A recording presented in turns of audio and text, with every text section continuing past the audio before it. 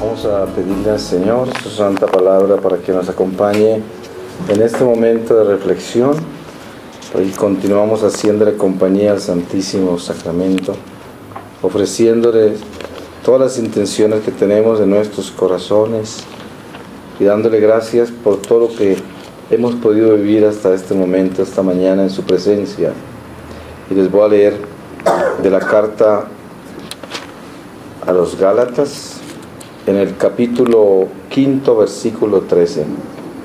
Guardad la ley espiritual, porque vosotros, hermanos, sois llamados a un estado de libertad. Cuidad solamente que esta libertad no os sirva de ocasión para vivir según la carne, pero sed siervos unos de otros por un amor espiritual.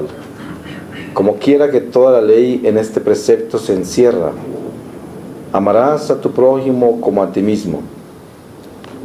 Y si unos a otros os mordéis y roéis, mirad, no os destruyáis los unos a los otros. Digo, pues en suma, proceded según el Espíritu de Dios y no satisfaréis los apetitos de la carne, porque la carne tiene deseos contrarios a los del Espíritu, y el Espíritu los tiene contrarios a los de la carne, como que son cosas entre sí opuestas, por cuyo motivo no hacéis vosotros todo aquello que queréis. Y si vosotros sois conducidos por el Espíritu, no estáis sujetos a la ley. Bien manifiestas son las obras de la carne, las cuales son: adulterio, fornicación, deshonestidad, lujuria, culto de ídolos, hechicerías, enemistades, pleitos, celos, enojos, riñas, disensiones, herejías, envidias, homicidios, embriagueces, glotonerías y cosas semejantes, sobre las cuales os prevengo, como ya tengo dicho, que los que tales cosas hacen no alcanzarán el reino de Dios. Al contrario, los frutos del Espíritu son caridad, gozo, paz, paciencia, benignidad, bondad, longanimidad, mansedumbre, fe o fidelidad, modestia, continencia, castidad. Para los que viven de esta suerte no hay ley que sea contra ellos, y los que son de Cristo tienen crucificada su propia carne con los vicios y las pasiones. Si vivimos por el Espíritu de Dios, procedamos también según el mismo Espíritu. Palabra de Dios. Pues tenemos la oportunidad, la bendición que Dios nos da en una mañana como esta, en un día tan especial como es este viernes, que en el eterno presente de Dios siempre será un día de la pasión del Señor, y será un día que hasta que Jesús regrese vivirá esa pasión en las almas que Dios acoge, que abrazan en su misericordia para redimir, y que hoy nosotros en presencia del Señor de una manera tan especial, expuesto en el Santísimo Sacramento, podemos traer toda esta humanidad nuestra y colocarla a sus pies y revivir dentro de nuestro corazón todo aquello que está dormido de lo que el Señor nos ha dado, que es nuestra tarea diaria como católicos, como cristianos que somos, de estar permanentemente como guardianes de la vida sobrenatural que Dios nos ha concedido, porque en nuestro caminar natural tenemos el desafío de hacer lo que San Pablo le llamaba la atención a esta iglesia que le escribió esta carta que acabamos de leer, y les decía, es que tenemos que ser del Espíritu y hacer las obras del Espíritu. Y entonces nuestra tarea diaria es acordarnos de nuestra vida natural para vivirla en una forma sobrenatural. Y este es nuestro caminar, peregrinar, y por eso estamos aquí, porque el Señor nos ha reunido para fortalecernos sobrenaturalmente, y así podamos llevar las cargas de la vida natural en obediencia. Y ese es nuestro desafío, porque las tendencias de la carne son, como San Pablo las numeró una por una, unas tendencias graves, difíciles, y están en cada uno de nosotros. Nosotros no podemos negarlas, no podríamos taparlas con nada, porque mientras tengamos este cuerpo material y esta mortalidad que vestimos, pues vivimos todas estas limitaciones, imperfecciones, y por lo tanto caminamos con esta miseria. Pero en esa misericordia de Dios vivo, como está aquí entre nosotros, Él nos ayuda a que nosotros no vivamos negando esta miseria y pretendiendo la santidad, sino de que vivamos la miseria buscando la santidad en todo momento, que es la vida del humilde, el que se humilla, el que viene donde Dios le reconoce quién es, el publicano que está afuera, en la parte de atrás de la iglesia. El encuentro con una realidad que es innegable, que al mismo tiempo es algo que no podremos entender nunca, porque ¿quién nos podrá explicar a nosotros nuestra naturaleza? Solamente podremos entenderla el día que entremos en la obediencia final, que es el que muere en Cristo, que encuentra la gracia eterna y entenderá todo al final.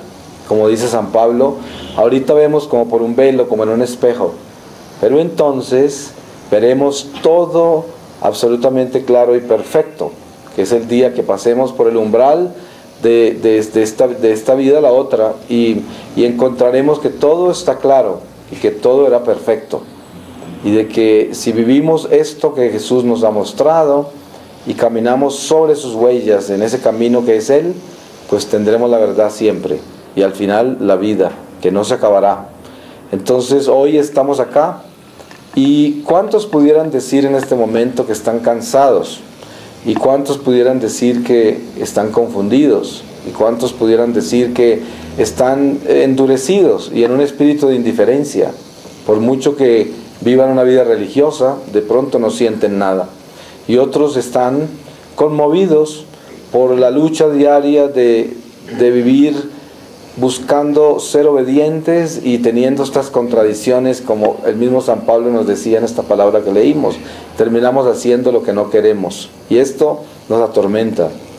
Y otros que han llegado a ya comer comida sólida, como también nos enseña el apóstol, y están empezando a descubrir una responsabilidad superior, que es la responsabilidad del que se alimenta con comida sólida, que quiere decir aquel que ya ha tomado la determinación radical de ser santo y está buscando eso definitivamente en todas las cosas que hace, que ese es el que ya no toma leche, sino que toma alimento sólido. Y esos también están acá, y todos estamos juntos, y ninguno es mejor, ni mayor, ni menor que el otro, porque el Señor no mira las almas en esa forma, porque Él nos ama a todos, y cada uno de nosotros tenemos una responsabilidad ante su divino trono al final de esta vida. Por lo tanto, Dios no hace acepción de personas, y nosotros tenemos que darnos cuenta que no somos discriminados por Dios, y de que mientras que estemos acá en este peregrinar, es hasta el último momento. La oportunidad es siempre en cada día, todos los días es la oportunidad. Por eso este momento es el momento de Dios y de sus almas que están aquí presentes. Nosotros estamos acá con el Señor, y este es el momento de Dios, porque en este momento Dios hace maravillas, y nos puede en un momento, en un instante, así como nos creó en un instante nos puede transformar. Pero para que ese instante sea transformante, tenemos que seguir lo que los santos nos enseñan, que Dios no nos puede salvar sin nosotros. Crear sin nosotros sí, pero salvar sin nosotros no. Entonces, esa transformación instantánea que puede ocurrir tiene que ser con el aporte de nuestra vida y nuestra sangre al Señor, y en esa forma podrá haber transformación. Y eso es lo único que el Señor quiere darnos, la transformación radical, porque lo demás no sirve. Cuando el hombre se sujeta a un proceso humano común de un cambio voluntario, jamás llega a cambiar, porque es como el que quiere dejar el cigarrillo y dice voy a fumar menos, o el que quiere dejar el alcohol y dice voy a tomar menos. o el que quiere dejar de fornicar y dice voy a fornicar menos. No funciona así. Y todos sabemos eso. Tenemos que cortarlo de raíz. La mala hierba se saca desde la raíz. Se tiene que deshiervar desde la raíz. Hay que destapar el suelo, revolcarlo y buscar hasta el final de esa raíz para que no vuelva a crecer. De lo contrario, sigue otra vez creciendo, por mucho que la pode, porque eso de disminuir no es nada, no sirve. Hay que desaparecer las cosas malas. Y por eso, cuando San Pablo dice que hacemos lo que no queremos hacer, al final terminamos haciendo cosas así, pues nos damos cuenta que en nosotros hay esa mancha que nos inclina a pecar, y no porque nosotros seamos malos, ni porque la carne es mala, porque precisamente la iglesia nos enseña que nuestro cuerpo material es un templo del Espíritu Santo. Por lo tanto, nuestra carne es buena, solo que tiene una mancha, la mancha del pecado original que nos inclina a hacer cosas malas. Pero la misericordia de Dios es tan grande que Jesús nos dio su Espíritu, para que con ese Espíritu podamos luchar y superar lo que es imperfecto en nosotros.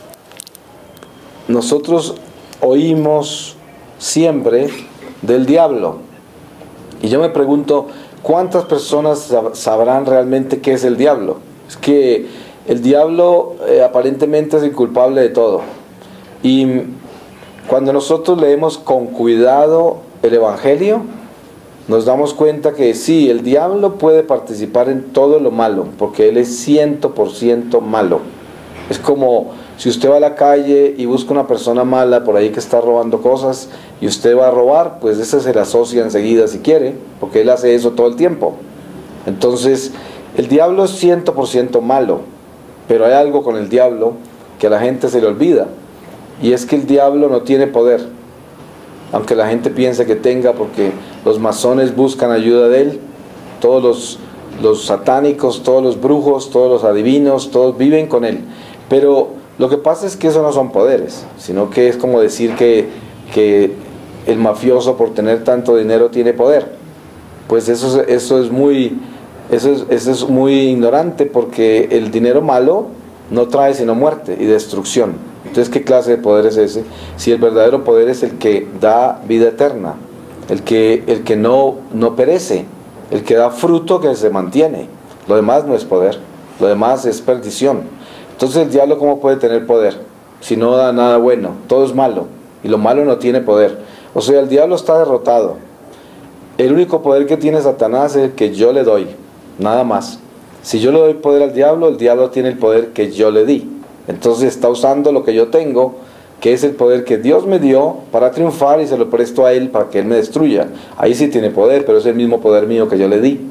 Entonces, en el fondo, él no tiene poder, y eso tenemos que entenderlo. Es un espíritu caído, y esa palabra no se nos puede olvidar, caído. ¿Cuándo cae uno en las manos del caído? Cuando uno cae.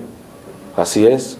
Entonces, hay que tener en cuenta quién es el diablo, y qué es el mal, y qué es la oscuridad, y qué es el pecado. Y también darnos cuenta que estamos heridos, tenemos una herida, y esa herida es una herida hecha por el mismo diablo, pero al mismo tiempo tenemos una gracia, que es la gracia de la herida del amor de Dios, que es una herida santa, y sangramos por esa herida santa con la sangre del Señor. Y sangramos y nos desangramos por la herida mala con el mal de Satanás. Entonces nosotros tenemos que asegurarnos de que vivamos por la sangre de Jesús, para que esa sangre sea capaz de superar todo lo malo en nosotros. Por eso tenemos cuerpos incorruptos en la iglesia, porque esos santos incorruptos llegaron hasta el punto de que pudieron lograr una transfusión de sangre perfecta. Cambiaron la sangre mala que tenían por la sangre buena de Jesús, y la Eucaristía los dejó incorruptos. Uno pensaría que entonces los que no dejaron cuerpo incorrupto no son santos, pero eso no es verdad, porque Dios escoge esos cuerpos incorruptibles, los escoge como testimonio, para mostrarnos a nosotros esas señales que Dios da por su misericordia. Así como Jesús multiplicaba panes y pescados, y y lo hacía por misericordia, primero para alimentarlos, que llevaban tiempo sin comer ahí siguiéndolo a él, y segundo porque les quería mostrar que la divinidad estaba entre ellos, que no estaban con cualquiera, y era bueno para darles esperanza. Sin embargo, después cuando lo van a buscar, él les dice: yo sé que es lo que buscan ustedes, ayer se saciaron con lo que les di, pero no vengan detrás de ese pan. Buscan el pan de vida eterna. Y ya les daba la lección que quería darles. Primero los dejó que se saciaran con las cosas materiales que hizo, a pesar de que no apreciaron lo sobrenatural que había en esa multiplicación, porque lo que le interesaba era saciarse. Es como el que viene a un congreso donde hay sanación y de repente se sanan de alguna enfermedad y se van igual que esos que se saciaron con el pan y el pescado, y solamente van a que los sanen, nada más, pero no fueron apreciar lo sobrenatural de la sanación, ni siquiera se asombran por eso, y muchos ni siquiera cambian el corazón.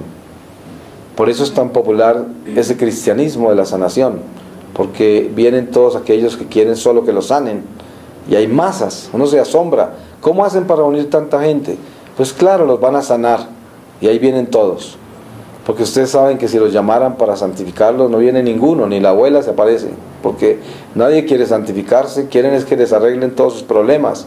La gente vive una religión falsa y está buscando los beneficios en todo, y si están en la iglesia porque tienen miedo que se les dañen las cosas, y de pronto hasta miedo que se vayan para el infierno y quién sabe cuántas cosas, pero amor a Dios y una verdadera conversión es muy poco lo que hay, y en eso tenemos que tener conciencia de que no nos podemos dejar engañar, porque hay tanta gente que se decepciona con la iglesia, porque no están buscando a Dios, sino que creen que la fe la pueden fortalecer con la gente que está en la iglesia, y esa es la forma más rápida de perder la fe, mirando a la gente que está en la iglesia, porque precisamente ahí es donde vienen los más terribles ejemplos. Ustedes saben, hay mucha gente que anda prendida de un rosario en la iglesia y en la casa son unos monstruos, lobos. Tratan a la gente con los escrúpulos, con el libro de la ley, les descargan a todos la furia de la ley, y lo que hacen es alejar a la gente de Dios. Y eso hay mucho en la iglesia. Esos que yo llamaría como santurrones, que son hipócritas. Y lo que hacen es hacerle coger odio a la iglesia. Y nosotros somos llamados a un estado muy diferente. El estado de la caridad. Y la caridad viene con una verdadera conversión, donde tenemos que elevarnos con sinceridad por encima de esta naturaleza imperfecta, sin negarla, sin llenarnos de escrúpulos, sin llenarnos de culpa por la maldad que hierve en nosotros, sino aprender a llevarla con humildad y con amor. Es como el que le falta una pierna, al que le falta un ojo, al que le falta una oreja, al que le falta un dedo, cualquier cosa, tiene que con humildad y paciencia llevarlo entre aquellos que no les falta nada, porque entonces se siente menos disminuido. Y el hombre tiene que aprender a vivir en paz con sus imperfecciones, con sus limitaciones, con su miseria. ¿Cuántas personas padecen una enfermedad muy difícil que no parece tener cura y les toca vivir toda la vida con ella? ¿Y qué hacen? Al final tienen que llevarla como si no la tuvieran, porque al final ¿qué van a hacer? Tienen que vivir con ella. Es como el que se casa y toma una mala determinación, una mala decisión, y se casó con alguien que no debía casarse, y entonces ya está en la encrucijada. Si me separo, me entro en desobediencia con Dios, porque seguramente caeré en fornicación, en adulterio, quién sabe qué cosas malas me pasarán. Si me quedo, voy a estar miserable toda la vida. Entonces quedan en una encrucijada tal que son muy pocos los que aceptan la responsabilidad de la decisión que tomaron. Entonces hay muchas personas que deciden irse por Dios y se quedan, pero tienen que llevar ese dolor en silencio y con amor, porque tomaron una mala decisión. ¿Y qué pueden hacer si no pusieron cuidado, no fueron obedientes, se aceleraron, corrieron al matrimonio, hicieron cosas espantosas, y todo lo hicieron por la carne, por las emociones, por tantas cosas superficiales del mundo? Y en la realidad hay mucha gente así. ¿Cuánta gente todo lo que construye en la vida lo construye por vanidad? Los amigos que consigue por vanidad, la profesión que estudia por vanidad, la gente con que se reúne, con que vive alrededor, por vanidad. Y al final construyen una vida monstruosa y son seres miserables. Están rodeados de cosas que les apetecen y que los engalanan, pero el corazón hecho pedazos, porque no tienen gozo, no tienen nada, porque lo construyeron todo en una seda del mundo. Y las cosas de Dios nos invitan a nosotros a desnudarnos de todas las ilusiones y a vivir una realidad en la sencillez, una realidad en lo elemental, porque ese es el pesebre de Belén. Y valga reflexionar en este momento en ese pesebre. Estamos aquí a los pies del pesebre. Y miren que la invitación de este pesebre es muy clara. El Rey de Reyes, el que todo lo hizo, todo lo puede, todo lo sabe, nos creó a todos nosotros. Y mire cómo aparece entre nosotros cuando se hace hombre, cuando se hace criatura. ¿Cómo aparece? Aparece como el más insignificante de todos. El más. En las cosas, en la forma más humilde, en la paja, en una pesebrera, sin asumir nada, con todo el poder. Todo el poder. Entonces, esa invitación del Señor para nosotros que somos peregrinos, que vamos caminando, que estamos en esta vida en la cual necesitamos con urgencia abrazar el estado sobrenatural, para que así no perdamos la gracia y podamos crecer espiritualmente con fortaleza, para que el alma cuando salga de este cuerpo no sea un alma desnutrida y quizás un alma prematura, porque a veces el diablo nos gana la carrera. Hay mucha gente que termina matándose con el vicio. ¿Cuánta gente no se muere? Y esa no es la voluntad de Dios, que se le acabara la vida natural en ese momento. El borrachito que se estrella, el hombre que por el vicio se mata con la gula, con la envidia, con la lengua. Hay muchas formas de matarnos, de acabar con la vida natural. Y esas almas prematuras salen al mundo espiritual y están por ahí en situaciones muy complicadas, de purgatorios muy horribles, si es que se salvan. Y hoy estamos acá, teniendo la oportunidad que Dios nos da para alimentar nuestra alma y fortalecerla y prepararnos para ese desprendimiento en el momento que nos elevamos a Dios o nos hundimos. Y por eso la invitación de Dios es a que no nos hundamos y que no nos distraigamos aquí, porque es muy fácil distraerse. Es lo que sucede en el colegio. Dese en cuenta usted lo que le pasa cuando usted es un alumno distraído. Le va mal, muy mal le va, porque no se aprende nada. Cuando llega el momento de los exámenes es el peor y quiere aprenderse todo en una noche antes del examen, y eso siempre les va mal, muy mal les va. Y esa lección es la misma de la vida. Todo en esta vida es un escenario que nos prepara para la otra. Todo. El carpintero aprende a amar haciendo un buen trabajo y haciéndolo con amor. La madre de familia, ella aprende a amar, amando a sus hijos, a su esposo, siendo fiel y nunca renegando de nada, nunca quejándose de nada. Esa es la lección del amor. El padre de familia igual, cada uno de nosotros, entre nosotros, la lección que Dios nos quiere enseñar es que aprendamos a amar, a perdonar, y que seamos sencillos y que nunca nos quejemos, que llevemos una vida con valentía, no lamentándonos por el camino, sino viviendo con la esperanza de que todo está perfecto en Dios, y al final encontraremos un mundo que ya no tendrá muerte, donde no habrá pecado, donde tendremos una gloria permanente, y esas cosas son inimaginables. Por eso San Pablo las describe, que ojo que no puede describir lo que ve, oído que no puede jamás describir lo que oye, labios que no pueden contar absolutamente nada de algo tan maravilloso como eso.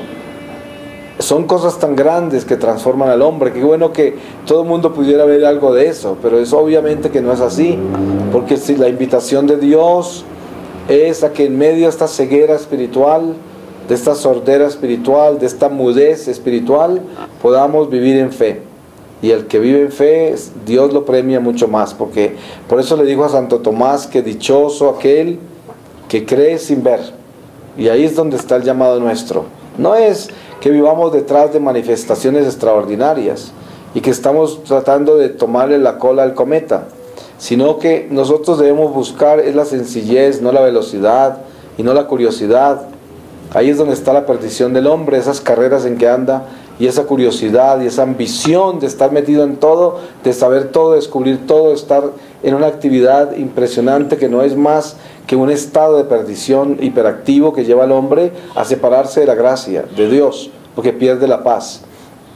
Pues hoy en esta preparación tan especial y tan exigente de nosotros poder recibir al Salvador. Otra estación más de Adviento. Y nosotros como católicos, quién sabe cuántos Advientos hemos vivido. Yo hoy lamento todos los que perdí, porque estuve 33 años lejos de Dios, y qué pérdida, qué despilfarro tan espantoso. 33 años perdidos de Eucaristías, de Navidades, de Semanas Santas, de apostolado, de dar testimonio. Es un crimen horrible. Yo no vivo en culpa, pero sí arrepentido, y todos los días le pido a Dios que me dé fortaleza para vivir este dolor, el dolor de haber sido un desertor. Pero hoy que estamos acá y que Dios nos da la oportunidad de vivir este Adviento, nos llama para que nosotros abracemos este misterio. Por eso nos repite la lección. Nos repite la lección todos los días para que nos aseguremos de que la aprendamos bien antes de que se acabe el tiempo, la gracia. Como dice San Pablo, antes de que se acabe el día apellidado de hoy, el día que se apellida de hoy, que es nuestra vida temporal, hoy. La Virgen María nos pide que recemos el rosario hoy, y que siempre es hoy. Entonces hoy lo rezo. ¿Y por qué? Porque es solo hoy. Es que hoy es todo lo que tenemos, y hoy lo tenemos que hacer hoy. No lo podemos hacer ayer ni mañana. Por eso el perezoso nunca tiene hoy. El perezoso siempre tiene mañana, o está cansado de ayer. Entonces, el que vive en la gracia de Dios solo tiene hoy. Entonces los santos siempre invitan a vivir con el afán de hoy. Nada más. Lo demás, uno ya pasó, que es el pasado, y el otro si viene, Dios no lo da, pero no ha llegado. Entonces, son cosas que no se manejan. No se manejan. Si uno maneja hoy, bien manejado, tendrá todo. Porque si Dios le quiere dar otro hoy, ese otro hoy será nuevo, y lo hará también como el de hoy, hasta mejor. Pero no puede vivir en el tiempo, porque precisamente el tiempo es parte del pecado original. ¿Por qué razón vivimos en el tiempo? Porque vivimos en la mortalidad. Si no, no tuviéramos el tiempo.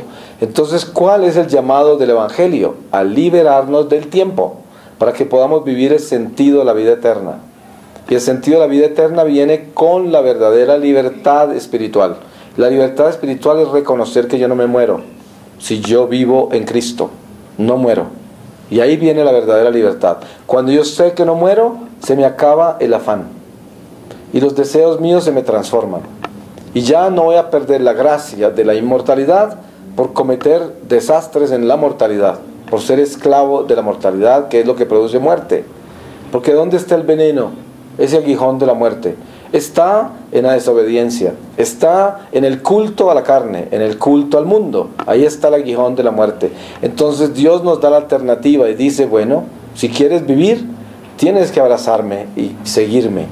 Esta es la única manera, que yo soy la vida, y solo Él es la vida, nadie más, nada más. Él, el único, y es el único que ha superado la muerte. Nadie más la puede superar, porque Él es la vida. Entonces, el llamado es muy sencillo. Dios quiere que nosotros establezcamos nuestra vida con una sinceridad profunda, profunda sinceridad. Sin eso jamás podrá haber caridad. La sinceridad es definitiva en nuestra vida. Ser sinceros. ¿Y cómo empieza la sinceridad? La sinceridad empieza en el corazón. Yo tengo que ser sincero conmigo mismo. No puedo engañarme y pretender. Cuando el hombre no es sincero, vive buscando atención de los demás todo el tiempo, porque depende de todo lo externo. Eso es la falta de sinceridad. Cuando el hombre no es sincero, tiene que apoyarse en todo lo que es temporal, en lo que es mortal, en la superficie, porque interiormente no tiene nada. Si no hay sinceridad, el hombre está vacío. Entonces, Dios nos llama a tener ese sentido de esa sinceridad, para que yo reconozca y sepa quién soy yo y en qué ando, y qué es lo que estoy buscando, para dónde voy y qué es lo que quiero. Y lo primero que quiero descubrir es cuánto dependo yo de la atención de los demás. Si esa es mi fuerza, estoy muerto, estoy en un ataúd enterrado, no sirvo para nada. Y la otra es cuánto en mi vida estoy yo manipulando a los demás, y ese es mi interés. tener el poder, manejar la gente, hacer cosas, sobresalir, tener el nombre en todas partes, ser la estrella. Si estoy ahí, muerto en el ataúd. Ahí no hay nada, ahí no se produce nada. Es puro perseguir el viento. Eso no deja frutos, eso no produce nada, el corazón atribulado, una tristeza interior, una inseguridad, o una dureza, una indiferencia, un corazón irresponsable. Entonces, el llamado a la sinceridad es a encontrar esa continencia verdadera, esa perseverancia verdadera, ese sacrificio de yo ser el último y todos los demás primero, el de no tener necesidad de que nadie me ame, ni me apoye, ni me admire, nada, absolutamente nadie. Vivir en el verdadero destierro humano con el amor de Dios. Y esa es la gracia del santo.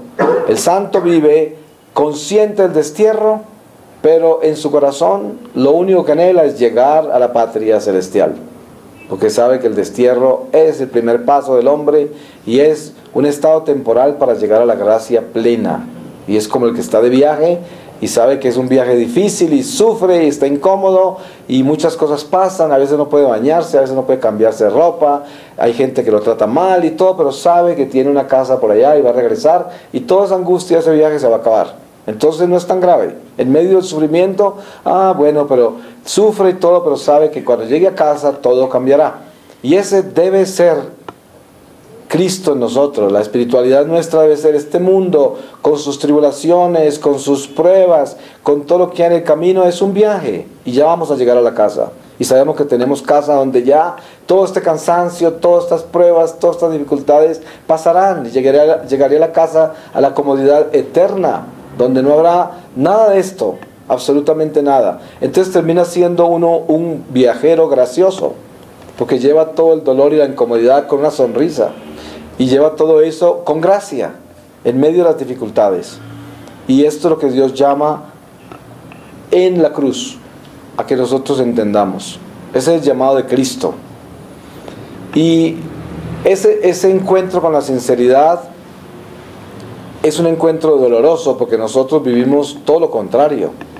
Nosotros vivimos mucho más fácil la hipocresía, vivimos más fácil la mentira, la ilusión, la fantasía. Toda esta cantidad de planes absurdos que tenemos, como dice el refrán, usted quiere escuchar una carcajada de Dios, pero una carcajada con amor, porque Él todo lo hace con amor. Vaya y cuéntele sus planes, ¿cierto? Y esto es lo que sucede. Los planes nuestros Dios los disfruta, porque nosotros somos sus pequeñitos, sus criaturas, pero Dios siempre tiene el plan mayor, el mejor, el perfecto. El nuestro son cosas humanas, y por esa razón uno nunca se debe aferrar a sus planes. No tiene sentido. Usted quiere estar bien miserable, péguese a su plan y trate de hacerlo trabajar a la fuerza, para que usted pase años de miseria y termine con una cara de limón para el resto de su vida, porque no le funcionó. Claro, eso es lo peor que uno puede hacer en la vida, aferrarse a un plan, insistir a que funcione. Ahí se murió, porque qué tal que Dios no quiera. Entonces ahí, por mucho que usted haga, no le va a funcionar, porque Dios no quiere, porque eso no es lo que Dios quiere en su vida. Pero uno se hace ideas. Este es mi plan, esta es mi vida, tiene que funcionar, y trabajo y empujo y voy por ahí y no funciona. Y yo sigo insistiendo. Entonces al final termino como un limón, ¿sí? Y termino faltando la caridad a todo el mundo, en un estado terrible, porque estoy que muerdo, ¿no? Porque es que no me funciona. Y ya estoy cansado, y hasta cuándo, y todo esto. Llego hasta tentar a Dios. ¿Dónde estás? ¿Y cómo así? Y ahí es donde muere tanta gente en el desierto. Todos esos hebreos que tentaron al Señor. Hoy tenemos a Cristo, que es nuestro sacerdote, que intercede por esta desgracia nuestra de tentar a Dios, y por eso no nos quema el fuego de Dios, porque Jesús intercede por nosotros. Si no, estaríamos carbonizados. Ustedes se imagina cuántas veces tentamos a Dios. Si ustedes creen que los hebreos tentaron mucho a Dios, que la palabra dice que un solo día murieron más de 20,000 o más de 26,000, ¿cuántos moriríamos hoy? Moriríamos 2 o 3 millones diarios de tentar a Dios. Pero aquí estamos. El Señor nos da la oportunidad de tener la vida natural hoy todavía, y de llamarnos a tocar en esa puerta del corazón diciendo: miren, háganme el favor de despertarse. Háganse un favor bien grande, despiértese. Dejen toda esa pesadez en que andan. Están cargando todas estas bolsas, parecen la viejita, las bolsas de plástico, esa que anda por ahí, ¿no? Y nosotros somos hasta peores, tenemos más bolsas. Descarguen todo eso que están cargando y vuelvan a ser livianos, ¿no? Tengan esperanza, sean columnas de luz y no de lamentos. No lleven todo este lamento, todo el mal que les han hecho, todas las cosas horribles que no les han funcionado, todas las cosas, la miseria, toda hora como si estuvieran exhibiendo a través de una vitrina toda clase de llagas y cosas horribles. ¿Ustedes creen que con eso van a contribuir a la economía de la salvación? ¿Con eso van a acabar de tumbar a la pobre gente que está tratando de levantarse? Y usted con todas esas llagas los acaba de hundir porque pierden la esperanza. Y esto es el sentido del llamado de Cristo en la cruz. Dice, levántate de ese polvo y mira, crucifícate ahí con toda tu miseria, sabiendo que vas a resucitar, con esperanza. Y ahí es donde viene el hombre a hacer su labor verdadera en la iglesia como cristiano. Nosotros tenemos que ser productibles, tenemos que dar fruto. Y el fruto no se da sino con el sacrificio. Yo me sacrifico a mí mismo para dar fruto. Así como decía San Ignacio de Antioquía, se lo llevaban para tirarlo a los leones en Roma. Y todos los cristianos tratando de sacarlo a la cárcel. Él les imploraba, no aboguen por mí. No, yo quiero ser triturado por los dientes de la bestia para hacerme pan. Y fíjense que cuando él fue devorado por los leones en Roma, que corrió vestido de obispo cantando, es el día que más romanos se convirtieron al cristianismo. Y así era, entre más mataban cristianos, más romanos se convertían, más paganos se convertían. Y ¿al precio de qué? De aquellos que son capaces de entregar la sangre, sin miedo, y pasar todo el sufrimiento sin quejarse, sin estar lamentándose y poniendo el dedo a otro como aquel es el culpable. Es que yo soy la víctima, es que a mí me hicieron, es que a mí me persiguieron, es que a mí... Eso es mentira porque ese no es el Evangelio. El Evangelio es, yo vivo la realidad que tengo con amor, aunque no la entienda. Y aunque parece que ni la soportara. Pero yo voy ahí con amor. Y la gente que me mira sabe que tengo amor. Porque no me quejo. Porque no soy esa plañidera que está toda hora llorando y quejándose de todo. Sino que soy aquel que lleva mi vida en ese silencio del amor con Dios. Y teniendo esa esperanza viva en el corazón. Nada me dobla. Absolutamente nada me puede doblar. Como dice San Pablo, ¿quién me podrá separar del amor de Dios? Ni las enfermedades, ni las pruebas, ninguna tribulación, nada me podrá separar del amor de Dios. Entonces, ¿ese amor de Dios cuál es? El amor de Dios es la esperanza, la alegría, la paz, el consuelo, la compasión, la misericordia, la caridad. Ese es el amor de Dios. Entonces, si a mí me faltan esas cosas en que ando, si ando por ahí comulgando, rezando de todo y con un rostro que parece como una serpiente brava que va por ahí, ¿no? Dice, a veces yo veo católicos en la fila de la comunión y digo, pero parecen condenados, ¿qué es lo que están haciendo, no? Parecen arrastrando cadenas como si estuvieran... Y esta es verdad, cuando nosotros supuestamente somos los salvados. Debíamos ir cantando hacia la comunión. Debíamos ir con un corazón, imagínense ir a recibir a Cristo. ¿Cómo voy yo? Yo tengo que ir en alabanza, yo tengo que ir lleno de alegría, porque voy a recibir más vida, más fuerza. Pero ¿qué se encuentra uno? Un poco de gente atribulada ahí, que parece que se van a morir ya, acabados, y encima de todo, si se atreve uno a ponerse delante de ellos, le empujan, ¿sí? Y si alguien pasa un perrito por ahí, le dan una patada. Es decir, increíble, en la cola de la comunión, gente empujando, gente tratando de quitarle hasta el espacio y todo, y van a comulgar. Están en una miseria que Dios dice, Dios mío, sálvalos. Porque todavía están perdidos, están en un ataúd todavía. Entonces, esto es lo que tenemos nosotros que darnos cuenta, de que Dios es vida, Dios es alegría, Dios es paz, esperanza, compasión, caridad. Lo demás es diablo todo. Lo demás es el diablo de nuestra miseria. Y el llamado importante en nuestra vida, hoy, que no hay otra cosa para nosotros sino hoy, este momento, y ojalá que fuera así. Miren cuánta gente no está acá. Solamente tienen aquí el cadáver, pero no tienen el corazón. Arrastran un muerto por toda parte, porque están acá, pero el corazón está en otro lado. Hay uno que está haciendo ya la comida, el otro está por allá peleando con el marido, la otra está todavía en la última pelea que tuvo, y el otro está con el miedo de esto y el susto de aquello, o quién sabe cuántos deseos atribulados ahí, atravesados, y no están acá.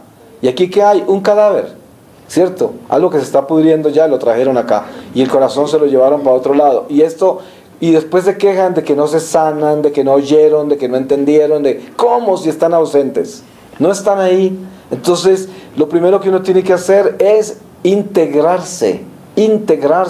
Esta vida nos desintegra completamente.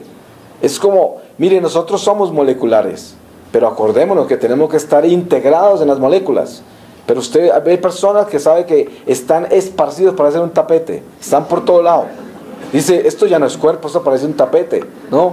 Eso ya, nosotros tenemos que estar integrados en un ser que tiene que tener mente, alma, espíritu, corazón, todo unido y presente permanentemente. Hay que estar atento, hay que estar integrado, hay que tener la atención puesta donde uno está. Por eso hay que vivir hoy, este momento. Usted no puede estar en ningún otro lado. ¿Cómo va a venir a comulgar? ¿Cómo va a escuchar la palabra? Miren que cuando se lee el Evangelio dice, por las palabras escuchadas nuestros pecados quedan perdonados. Yo miro alrededor y digo, ¿cuántos la oirían? ¿Sí? ¿Cuántos la oirían? Yo he participado en estadísticas. En una oportunidad estaba haciendo yo unas entrevistas para una cadena de radio católica de Estados Unidos, y estábamos haciendo entrevistas en California sobre la gente que salía de misa de domingo. Y las entrevistamos, decía, ¿sería tan amable contarme algo de la primera palabra? Mire, el 65%, que fue el porcentaje que llevamos, no se acordaba de la primera lectura. Más del 50% no creía que Jesús estaba vivo en Eucaristía. O sea, si yo les muestro las estadísticas, se mueren del susto, de ver la hipocresía, la tibieza, la ignorancia, la irresponsabilidad que hay en nosotros. Es increíble. Y es como una mediocridad que da pena. Es decir, es como para morirse. Y digo, ¿y qué es? Fíjese que cuando usted viene a misa y el Padre dice, por las palabras leídas serán perdonados, eso sí lo oyen, todos lo oyen. Dice, ¿qué fue lo último que dijo el Padre? Que por la palabra leída todos los pecados quedan perdonados. ¿Cuál es la primera lectura? No me acuerdo, ¿sí? Entonces se acuerda únicamente lo que le sirve, ¿cierto? Le dicen, perdonados quedan, de eso se acuerdan. ¿Perdonados de qué? Ni saben que les perdonaron, porque ni siquiera se acuerdan de los pecados. Eso, por ahí empieza. Hay gente que no se confiesa porque no se acuerda de ningún pecado. Entonces imagina el problema que usted está. Yo digo, vaya y confiésese de soberbia, porque si usted no se acuerda de los pecados, arrodíllese y dígale al Señor, ¿cómo seré soberbio que ni siquiera sé qué confesar? Y hay gente que es así, están tan santicos que no te imaginan qué confesar. Y en ese momento está uno ya podrido, porque ya en ese momento perdió hasta la memoria de pecado. Entonces, el sentido verdadero de vivir el día de hoy es reconocer que Dios nos llama a una conversión radical. Y radical es radical. Yo no puedo seguir siendo hipócrita, mediocre, no puedo seguir siendo nada de eso. Y lo mejor de todo es esto, reconocer cada uno de nosotros que somos unos criminales espantosos. Mire, cuando hace poco estaba de misiones en México y estaba en una prisión por allá en Guadalajara con un obispo, y yo le decía a los presos, cuando empecé a hablar, les dije, mire, la diferencia entre ustedes y yo es que a ustedes los cogieron y a mí no, ¿no? Eso, porque aquí todos somos criminales. Y el obispo me apoyó, porque después cuando el obispo habló, dijo, yo estoy de acuerdo, yo no estoy aquí con ustedes porque no me han cogido. Digo, mira, es que sí, ¿quién va a decir que un crimen es peor que el otro? Estaríamos todos en la cárcel, solo que la justicia humana determina determinados crímenes para la cárcel, pero si fuera para estar presos, todos no merecemos estar allá. Claro, ¿cuántos crímenes hemos cometido? ¿Usted cuántas veces no ha hecho crímenes tan espantosos como quitarle la esperanza a un niño, robarle la sonrisa y dañarle toda la vida de pronto? ¿Cuántos crímenes no ha cometido en que usted le ha deformado totalmente la vida a otro por su proceder? Debía estar en la cárcel, ¿no? Hay crímenes peores que los crímenes que aparentemente castiga la ley humana. Entonces, todos nosotros somos prisioneros de nuestro pecado y por eso somos culpables. Claro, pero al mismo tiempo estamos redimidos en Jesucristo y Él nos perdona todo. Pero para poder vivir este perdón tenemos que cambiar. Entonces, claro, Como dice San Pablo, ya no hacemos las obras del mal, de la oscuridad, de las tinieblas. Ahorita hacemos las obras de la luz, pero tenemos que mantenernos en la luz y ser testimonios de la luz. Y vivir en esa luz para que los demás vean que sí existe. Porque ¿quién va a saber si Dios existe si no lo ven en ninguna parte? De la única manera que ven a Dios es en nosotros, a través de la caridad, del amor, de la compasión. Que el Espíritu Santo fluya a través de nosotros y que cuando nosotros hablemos de Dios no sea un espectáculo. Que yo no venga como estrella de cine acá a mirar cuántos dones tengo, qué tan lindo hablo, qué tan lindo canto, qué tan lindo me muevo, qué bonita corbata, ¿cierto? Nada, sino que el hombre debe traer el testimonio de vida. Pero un testimonio que sea una torre de testimonio. Que diga, este hombre era un criminal espantoso. Y mire, hoy es capaz de amar y puede perdonar. Y tiene caridad. Y tiene paciencia y escucha. Tiene tiempo para el bobo, para el vivo, para todos. ¿No? Para todos tiene tiempo. Y a todos los trata igual. Aprendió a amar. Aprendió. Tiene caridad. Es lo único que importa. Muéstreme usted una persona llena de dones, que suda agua bendita, que cuando canta caen hasta no sé cuántas toneladas del cielo de cosas rojas y verdes y toda clase de cosas, que se gana cuando en realidad no tiene caridad ni compasión, selecciona a la gente, discrimina, no tiene tiempo para nadie, vive ocupado, es demasiado importante. ¿De qué sirve un apóstol así? De nada, absolutamente de nada. Fíjese usted que el sacerdote grande es el chiquito. El cura de Ars, un sacerdote que casi no pasa ni siquiera las materias que estudió, y seguramente que era hasta casposo, quién sabe, ¿no? Seguramente tenía una sotana toda sucia, o a lo mejor era muy impecable, yo no sé, eso no importa, lo digo como solamente para mostrarles cómo Dios se glorifica en esas cosas pequeñas, ¿no? Dios escoge a los más contradictorios para avergonzar a aquellos que se creen tan grandes y tan sabios y tan distinguidos y tan talentosos y tan ungidos, cuando la verdadera unción es esta.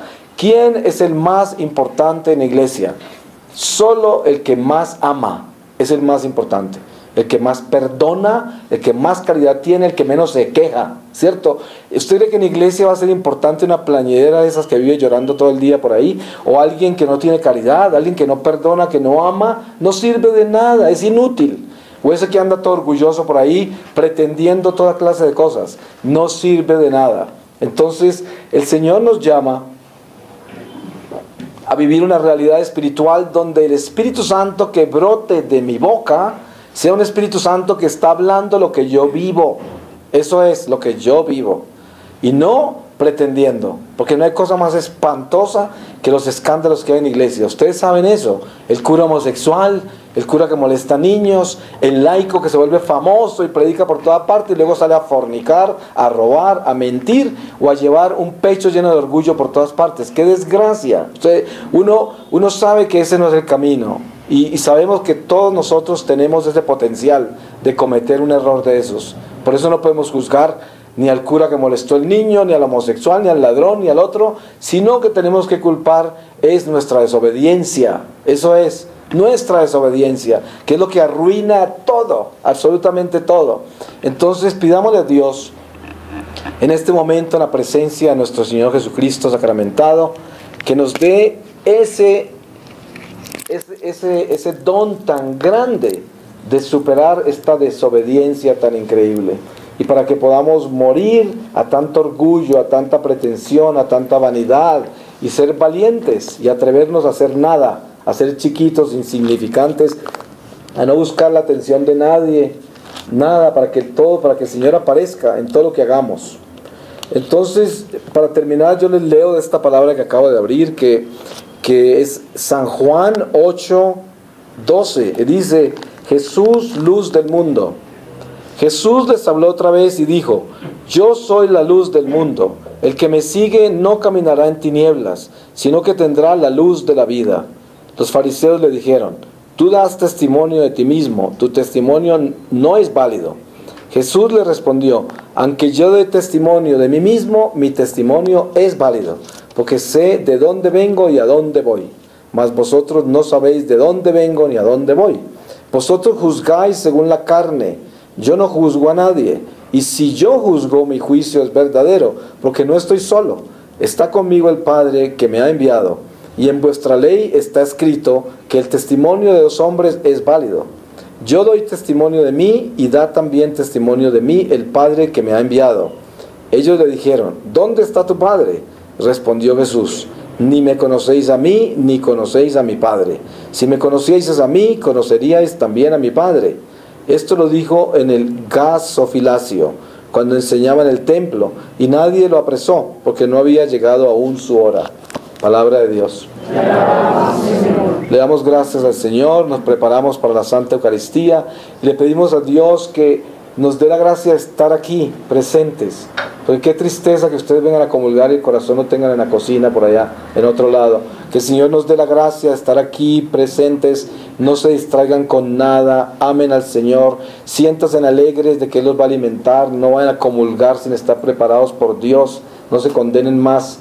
Entonces, que Dios nos dé la gracia de recibir esta Santa Comunión y de ser fieles y reconocer nuestra miseria, tener sinceridad y acercarnos a este altar con júbilo, con esperanza, sabiendo que somos hijos de Dios y que Dios viene a alimentarnos para fortalecernos y para que seamos testigos de la luz, porque Él es la luz.